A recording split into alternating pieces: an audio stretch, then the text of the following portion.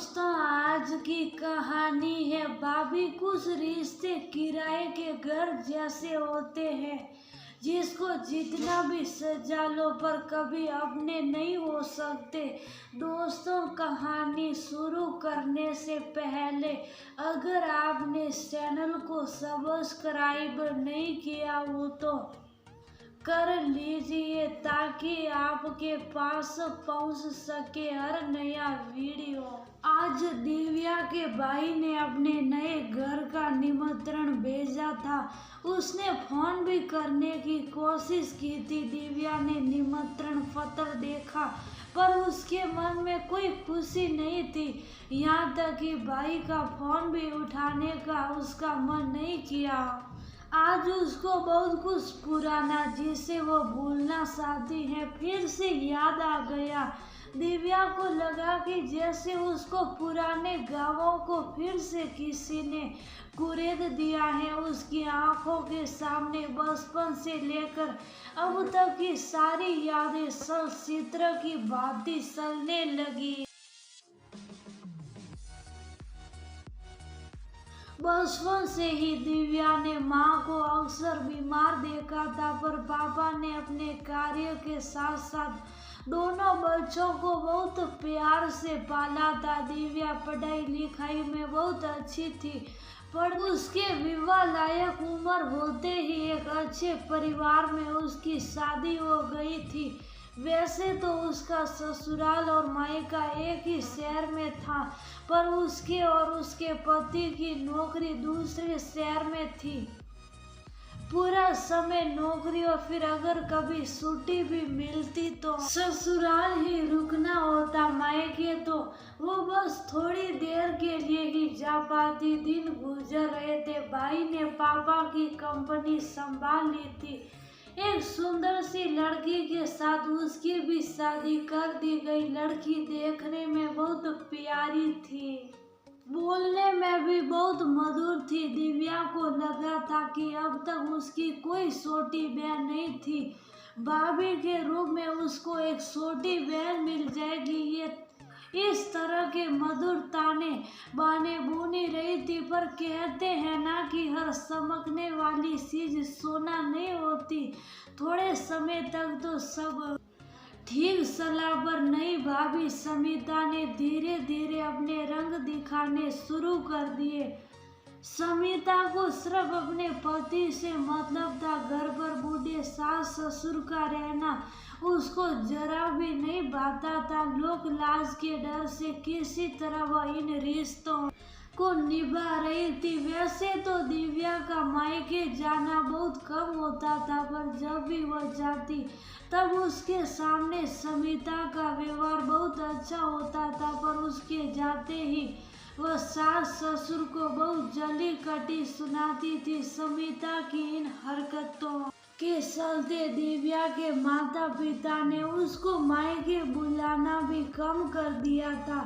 दिव्या को भी कहीं ना कहीं रिश्तों में खिंचाव तो महसूस हो रहा था पर उसने इसको अपने मन का वहम मानकर नजरअंदाज कर दिया। एक बार जब दिव्या और उसके पति के ऑफिस की छुट्टी थी और वह ससुराल आई हुई थी तब उसने अपने पापा को फोन किया पर उसके पापा ने एक बार भी मायके आने के लिए नहीं कहा। दिव्या को बहुत बुरा लगा। उसको एक बार को तो लगा कि वास्तव में माता पिता ने उसको पराया कर दिया। फिर भी उसको लगा कि कुछ बात जरूर है। नहीं तो पापा ने तो कभी उससे इस अनमने भाव से बात नहीं की। उसका दिल नहीं माना। वह बिना अपने माता पिता को खबर किए मायके चली गई। वह ऐसे समय अपने मायके पहुंची थी जब उसका भाई भी घर पर ही था। जैसे ही उसने घर की चौखट पर कदम रखा तब उसने भाभी के बहुत तेज बोलने की आवाज सुनी। वह दिव्या के माता पिता को उनकी उम्र का लिहाज किए बिना खूब बुरा भला बोल रही थी। दिव्या के कदम वहीं रुक गए। जहाँ तक उसको समझ आया वो ये था कि आज काम वाली बाई नहीं आई थी। समिता को देर से सोने की आदत थी। दिव्या के माता पिता जल्दी उठ जाते थे।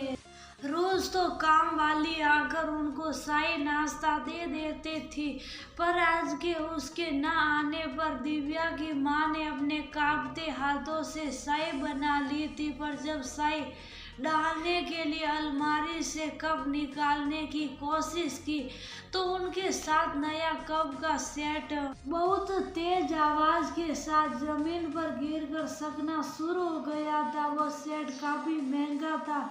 कप के गिरने की आवाज से समिता की नींद खुल गई और वो उठ गई। बाहर आकर ये सब देखकर उसने अपने सास ससुर को बुढ़ापे में भी जीभ के सटोरे और भी न जाने किन किन बात से नवाजा था। सबसे बड़ी बात, भाई बिल्कुल शुभ था। वो अपनी पत्नी को शुभ होने के लिए एक शब्द नहीं बोला था। इससे आगे दिव्या सुन न सकी। जिस पापा को उसने हमेशा इतना रोबदार देखा था, आज वो अपने घर में ही अपने बेटे बहू के सामने इतने बेबस हो गए थे।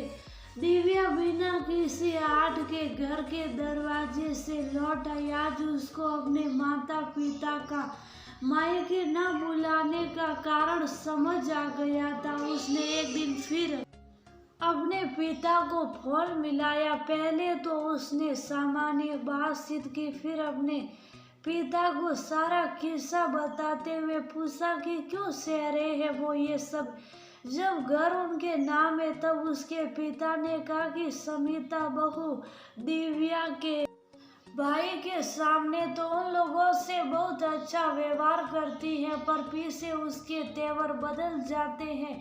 अगर वो लोग उसको कुछ कहते हैं तो वह पुलिस में जाने की धमकी देती है और साथ साथ अपने बच्चे यानी उनके पोते की भी बुरी तरह पिटाई कर देती है। कई बार तो वह उन लोगों की बातें भी रिकॉर्डर कर लेती है और फिर उस रिकॉर्डिंग को तोड़ मरोड़ कर दिव्या के भाई के सामने रख देती है। दिव्या के लिए ये सब बहुत दुखदाई और हैरान कर देने वाला था। इन सब बातों का कोई हल उसको नजर नहीं आ रहा था। उसने अपने माता पिता से थोड़ा बदलाव लेने के लिए अपने पास आकर रहने को भी कहा, पर बेटी के घर पर रहने का प्रस्ताव वो भी पूरी तरह से नकार दिया। ऐसे ही दिन बीत रहे थे। भाभी का व्यवहार माता पिता के साथ तो खराब था ही, अब दिव्या के सामने भी पूरी तरह आ गया था। वह दिव्या को भी जलील करने से नहीं चूकती थी। रक्षाबंधन और भाई दूज के त्योहार पर अक्सर को दिव्या के आने से पहले ही घर का माहौल पूरी तरह नकारात्मक कर देती थी। दिव्या कभी इस बारे में भाई से भी बात करने की कोशिश करती तो भाई का कहना होता कि पापा मम्मी को ही समिता के साथ रहना नहीं आ रहा। अपने ही बेटे बहू का ऐसा व्यवहार देखकर दिव्या के पिता बहुत बीमार रहने लगे और एक दिन रात को जो सोए वो उठ ही नहीं पाए। वह तो चले गए पर अब माँ अकेली रह गई थी। वैसे भी चलने फिरने में असमर्थ थी। पिताजी को शायद अपनी मृत्यु का भान हो गया था। वो वसीयत बनाकर गए थे जिसमें उन्होंने दोनों बच्चों को बराबर दिया था, पर इस पर भी भाभी ने सबके सामने दिव्या को खूब सुनाया था और ये कहते हुए जलील किया था कि उसने 20-20 में घर आकर पिताजी को बेला फुसलाकर अपने नाम हिस्सा लिखवाया है। उसकी ऐसी बातें सुनकर दिव्या ने आंसू पूरी नजरों से माँ की तरफ देखा था। उसको लगा था कि शायद वह उसके पक्ष में बोलेगी और सच सामने रखेगी, पर ऐसा कुछ नहीं हुआ। माँ बिल्कुल चुप रही। पता नहीं कौन सा डर माँ के दिल में बस गया था। दिव्या को माँ का कुछ ना बोलना और भाभी का संपत्ति के लिए जलील करना उसका दिल तोड़ गया था। फिर भी वह माँ को ऐसे नहीं छोड़ सकती थी। उसने माँ को अपने साथ लाने की कोशिश की पर वो ने मना कर दिया। वैसे भी दिव्या को पता था कि उसकी माँ भाई से बहुत स्नेह करती है, चाहे बेटा बहू कैसे भी हो, पर एक माँ का दिल हमेशा उनकी सलामती चाहता है। उधर समिता ने कहा कि वो अपनी सास यानी दिव्या की माँ को तभी साथ रख सकती हैं जब सारी संपत्ति पर उसका नाम होगा। दिव्या ने बिना कुछ सोचे समझे अपना हिस्सा भी भाई के नाम कर दिया। दिव्या को समिता से कोई शिकायत नहीं थी, क्योंकि जब उसकी माँ और भाई भी उसके पक्ष में नहीं बोले तो वो तो फिर भी गैर थी। उस दिन के बाद दिव्या ने कभी मायके में पैर नहीं रखा था। एक दिन माँ के बहुत ज्यादा बीमार होने का समाचार मिला तो वो हॉस्पिटल गई थी। माँ अपनी शुद्ध बुद्ध खो चुकी थी, पर दिव्या को देखते ही उनकी आंखों में चमक सी आई थी और फिर वो सिर निद्रा में सो गई। दिव्या को इस बात की संतुष्टि थी कि वह माँ के अंतिम दर्शन कर पाई। अब दिव्या के मायके के नाम जो अंतिम कड़ी थी वो भी टूट गई थी। माँ को गए 2 साल बीत गए थे। आज अचानक से भाई के नए घर प्रवेश का आमंत्रण मिलना उसको बहुत कुछ याद दिला गया। वो ये सब सोच ही रही थी कि घर की घंटी बजी। देखा तो दरवाजे पर उसके पति थे। दिव्या के चेहरे की उदासी देखकर वो भी समझ गए थे कि कुछ बातें उनके पूछने पर दिव्या ने उन्हें अपने भाई के निमंत्रण के विषय में बताया। सब सुनकर वो ने बस इतना ही कहा कि अगर वो जाना चाहती हैं तो जा सकती है, पर जहाँ समय ना मिले वहाँ नहीं जाना चाहिए। ये सब बात हो ही रही थी कि इतने में दिव्या का 8 साल का बेटा वहाँ आ गया और उसने बताया कि आज उसकी टीचर ने कक्षा में सती की कहानी सुनाई थी। दिव्या को उसके कहने से बचपन में सुनी सती और शिव जी की कहानी याद आ गई। अब उसको मानो भगवान का भी इशारा मिल गया था। उसकी शंका का निवारण हो गया था। अब उसने भाई के यहाँ न जाने का निर्णय लिया।